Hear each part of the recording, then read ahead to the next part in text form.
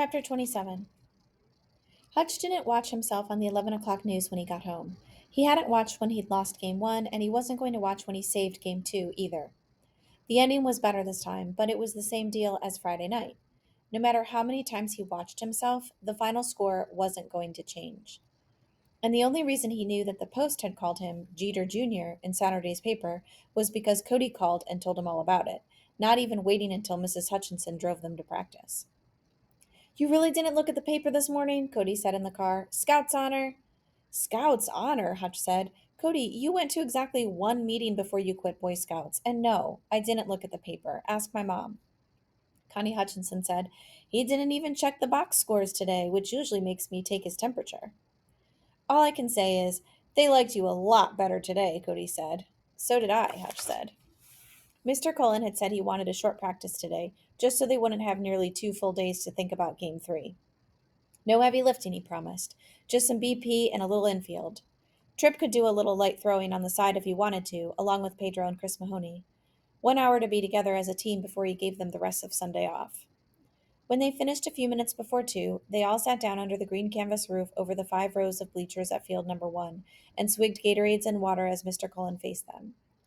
They had their chance to knock us out last night and they couldn't do it, he said. That's why this thing is ours now. They know it and we know it. Am I right? They all nodded. Their time is over, he said. It's done. This is our time. Cody raised his hand. Coach, he said. Isn't that exactly what the coach said in Miracle right before the big Olympic hockey game against the Russians? Kurt Russell, Brett said. No, the coach was Herb Brooks, Hank said. Brett said, I know who the coach was. I mean the actor playing him. Mr. Cullen grinned. You got me, he said to Cody. I just didn't know if I'd ever had a chance to give that speech. Everybody had a good laugh at their coach's expense. Then their parents began to show up, and the long wait until Game 3 had officially begun.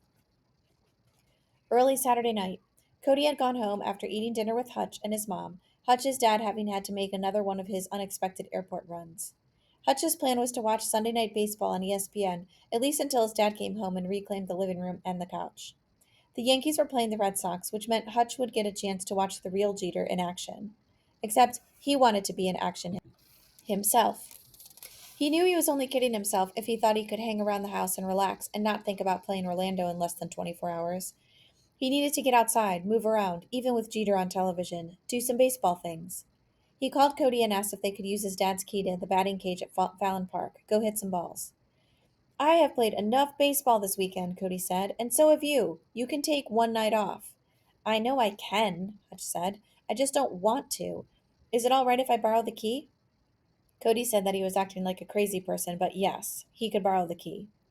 When Hutch told his mom where he was going, he could tell by the look on her face that she thought he was acting a little crazy too. But she said he could go ahead. For 1 hour, she said, and if the park is empty, you promise you will turn your bike around and come straight home? Hutch said he would, even though he was sure there was some kind of men's softball league that used Fallon Park on Sunday nights. He didn't even bring his glove with him, just his bat, slinging his bat bag over his shoulder for the bike ride.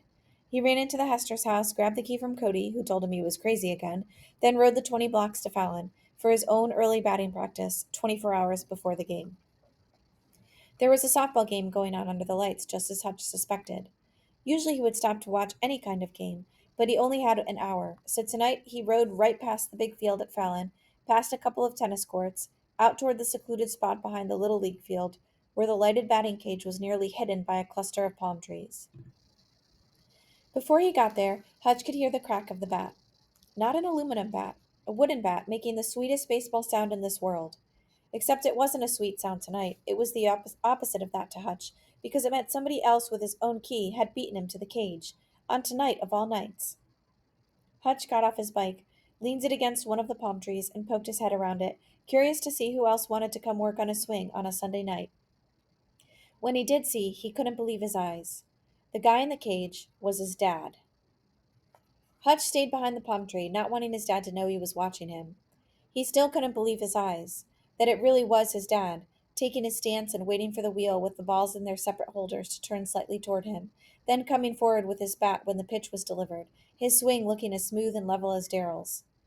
Hutch didn't even know that his dad still played baseball, or that he had a key to this batting cage, because he had never mentioned the key to Hutch or offered to let him use it, even when Hutch and Cody would talk about coming over to Fallon to hit.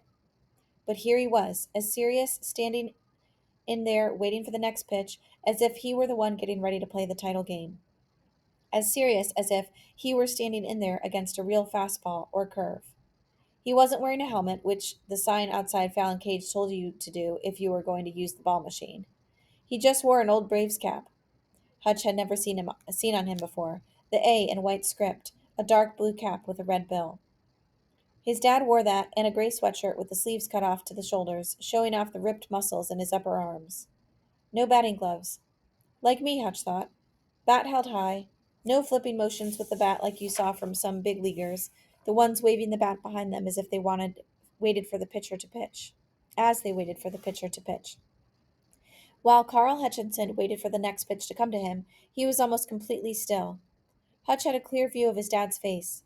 Under the lights in the hitting cage, Hutch could see his dad's eyes focused on the ball as if it were the only thing in the world that mattered right now. Then another ball was on top of him, and he was coming through with his arms and wrists and hands. The wood bat so loud on the ball, Hutch was sure they had to be able to hear it back at the softball game. This hit rocketing right off the ball machine itself, so hard that Hutch thought it might knock the sucker right down. Hutch shook his head, thinking, he smoked that one. And in the batting cage, Hutch saw his dad smile then, smiling the way he did in the scrapbook pictures, smiling as if he were young again. In that half light you get between day and night, darkness comes faster now. Hutch heard his dad say, "Yeah," to himself. Then his dad took his stance again, and as the ball was coming to him, he dropped his bat down and got it out in front of him and laid down what looked to Hutch to be a perfect bunt, the way you would if you were having real batting practice. The ball he bunted must have been the last one, because now he walked up to the machine and began picking up the balls around it, the ones he had rocketed into the netting and sometimes through the netting and into the wire fence around the cage at Fallon. Hutch could hear his own voice inside his head, loud now. So loud he was almost afraid his dad would be able to hear it, telling him to get out of here before he was spotted. And maybe it was something else telling Hutch to leave. Maybe the idea that this was his dad's own little baseball world, and somehow that Hutch was intruding on it. That Hutch should just leave him here in this cage with his memories. Hutch stayed where he was. He didn't know what he would tell his mom when he got home. Didn't know if his mom knew.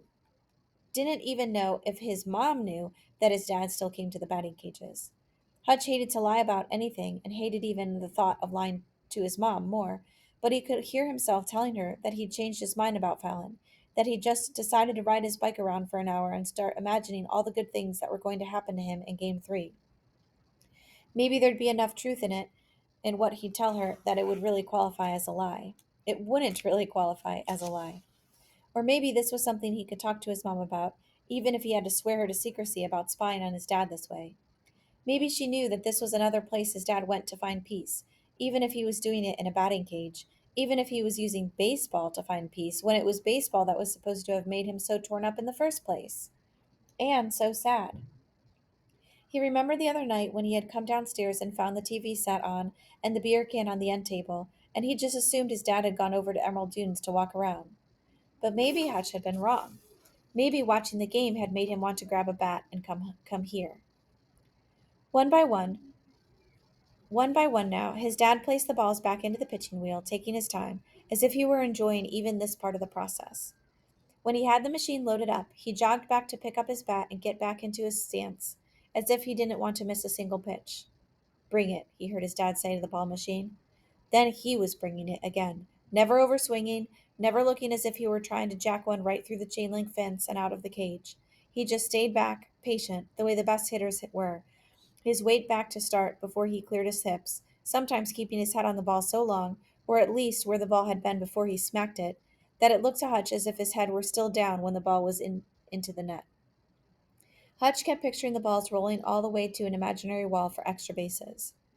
Every few seconds at Fallon Park, there was the crack of his dad's bat on the ball, and that was the only sound at Fallon except for an occasional burst of laughter from the softball game in the distance.